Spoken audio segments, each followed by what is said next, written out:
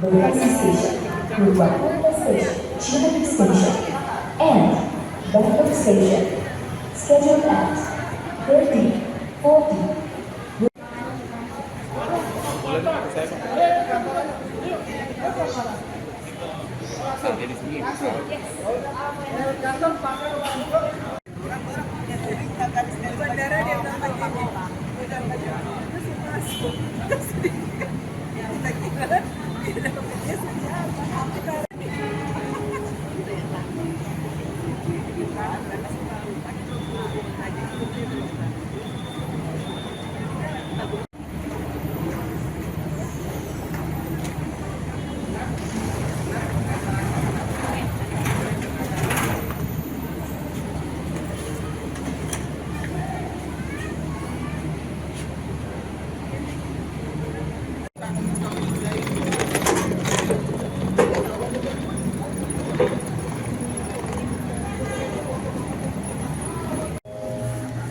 Mohon perhatian jalur 4 dari arah utara.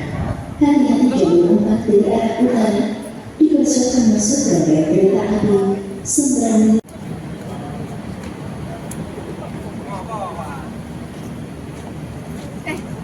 Saya balik langsung.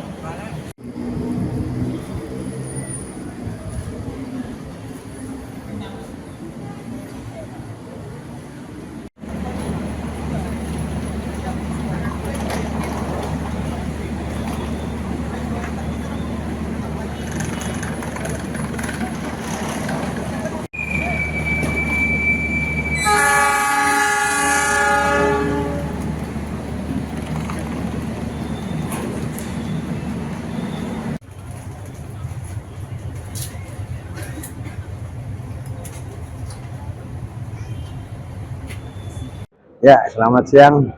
Nama saya Pitoyo. Saya sedang ingin melakukan perjalanan ke Surabaya dari Tangerang dalam rangka mengisi liburan. Saya berangkat dengan istri dan 2 anak. Dan rencana setelah liburan di Surabaya, saya akan kembali ke Tangerang nanti insya Allah hari Selasa. Saya akan menggunakan kereta api yang jam 14.30 dengan kereta api eksekutif Sembrani. Demikian, Pak.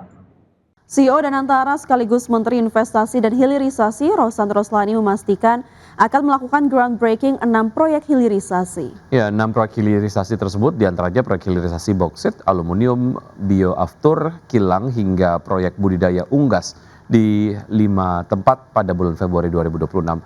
Rohsan menegaskan pembangunan proyek hilirisasi ini dilakukan karena menjadi bagian dari strategi dalam mempercepat industrialisasi dan meningkatkan nilai tambah sumber daya alam di Indonesia.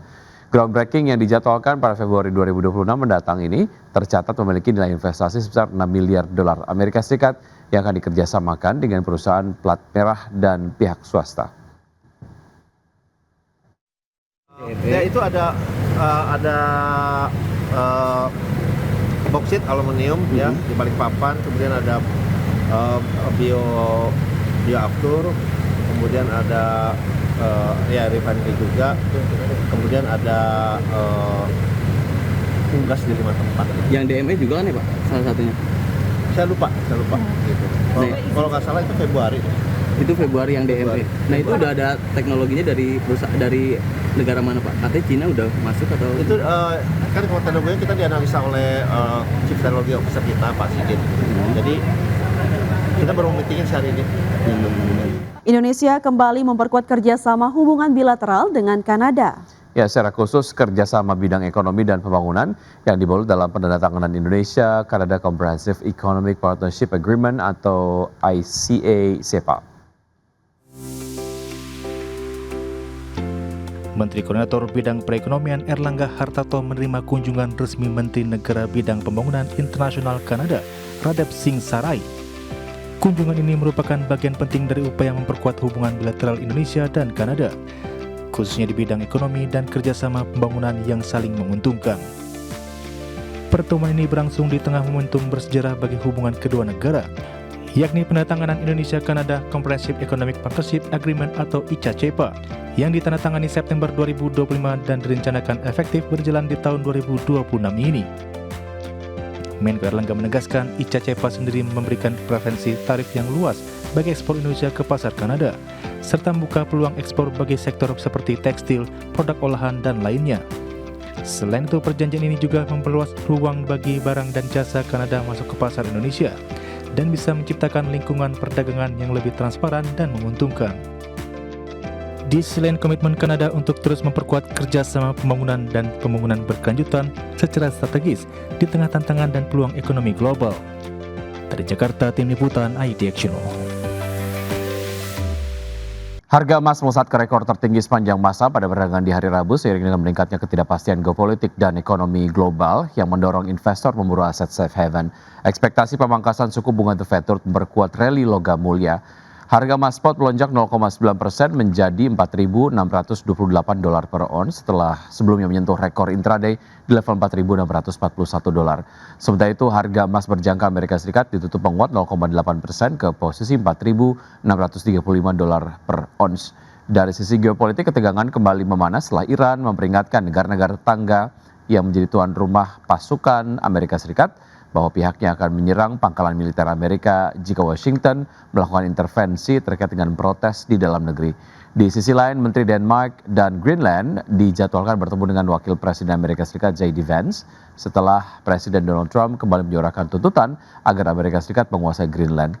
Dari data ekonomi, penjualan retail Amerika Serikat pada November melampaui ekspektasi, sementara indeks harga produsen sesuai proyeksi bulanan, namun lebih tinggi secara tahunan.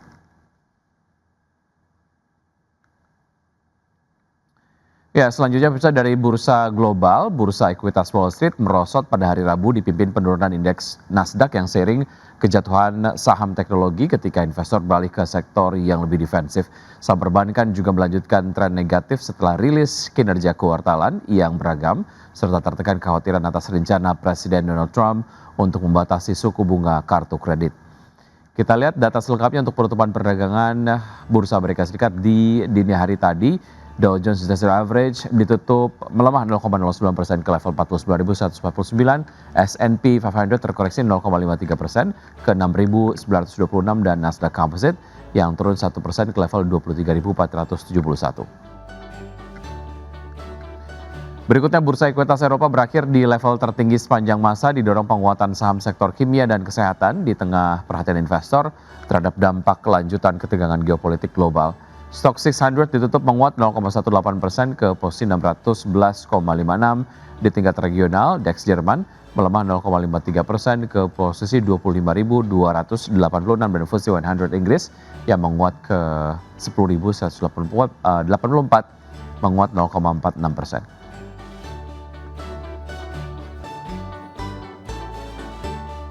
PT Goto Gojek Tokopedia Tbk melaporkan telah menghabiskan 100% dana IPO sebesar 13,57 triliun rupiah. Ya, adapun dana IPO digunakan untuk sejumlah pos meliputi modal kerja Goto, penyertaan di Tokopedia dan PT Dompet Anak Bangsa, hingga penyertaan pada GoViet Technology Trading Joint Stock. PT Goto Gojek Tokopedia Tbk menghabiskan dana penawaran umum saham perdana atau initial public offering sebesar 13,57 triliun rupiah.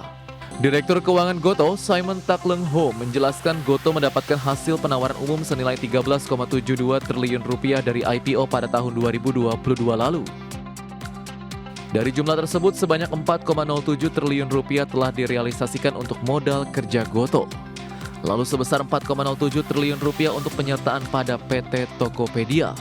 Goto juga menggunakan sebanyak 3,39 triliun rupiah dana IPO untuk penyertaan pada PT Dompet Anak Bangsa atau GoPay. Kemudian sebesar 678,7 miliar rupiah untuk penyertaan pada PT Multifinance Anak Bangsa, lalu sebesar 274,8 miliar rupiah untuk penyertaan pada Velox Digital Singapore Pte dan 273,96 miliar rupiah untuk penyertaan pada GoViet Technology Trading Joint Stock. Goto juga telah menghabiskan dana IPO sebesar 508,6 miliar rupiah untuk modal kerja PT Dompet Anak Bangsa. Dengan demikian, jumlah dana IPO Goto yang telah terpakai adalah sebesar 13,57 triliun rupiah atau telah sepenuhnya terpakai. Berbagai sumber IDX Channel. Ya, PT Indika Energi Tbk memperluas portofolio bisnis dengan mendirikan anak usaha baru yang akan bergerak di sektor manufaktur kendaraan bermotor. Ya, langkah ini menjadi bagian dari strategi diversifikasi usaha perseroan ke sektor non-batubara dan berkelanjutan. Pembentukan entitas tersebut dilakukan melalui dua anak usaha Indika Energi, yaitu PT Energi Makmur Buana dan PT Mitra Motor Group, yang secara resmi mendirikan PT Invi Manufaktur Andalan Indonesia pada 12 Januari 2026. Corporate Secretary Indika Energi, Adi Pramono, menyampaikan bahwa pendirian anak usaha tersebut telah memenuhi ketentuan keterbukaan informasi sesuai regulasi pasar modal. Adapun anak usaha tersebut akan menjalankan kegiatan usaha di bidang industri kendaraan bermotor roda 4 atau lebih, termasuk industri karoseri, trailer, dan semi-trailer.